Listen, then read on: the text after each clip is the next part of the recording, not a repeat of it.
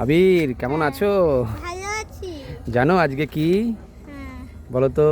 রবীন্দ্র জয়ন্তী। হ্যাঁ, তুমি জানো আজকে আমি দেখলাম আজ থেকে অনেক বছর আগে তখন তোমার বয়স কত ছোট ছিল, 3 বছর ছিল। তুমি আমার সঙ্গে কথাও বলতে পারতে না ভালো করে। তুমি একটা রবীন্দ্রনাথ ঠাকুরের কবিতা বলেছিলে প্রশ্ন। আজকেও তোমাকে একটা বলতে হবে কবিতা। পারবে? হ্যাঁ পারবে।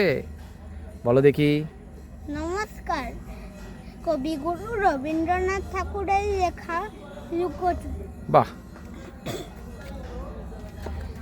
আমি যদি দুষ্টুমি করে চাপার গাছে চাপা হয়ে ফুটি, ভোরের বেলা মাগো ডালের পরে কচি পাতায় করি লুটো পুঁতি।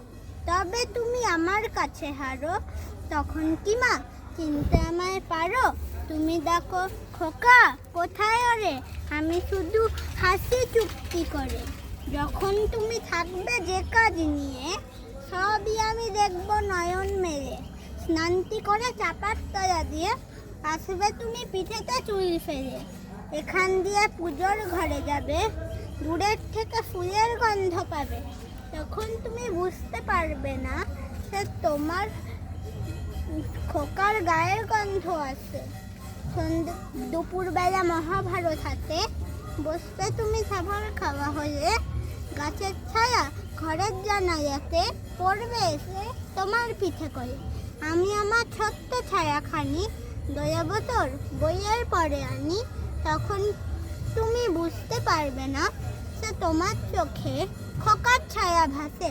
সন্ধ্যেবেলা প্রদীপখানি জেলে যখন তুমি যাবে গোয়াল ঘরে, আমি তখন ফুলের খায়া খেয়ে টুপ করে মা পড়ব ভুয়ে ঝরে। আবার আমি তোমার খোকা হব, গল্প বলো তোমার গিয়ে কব।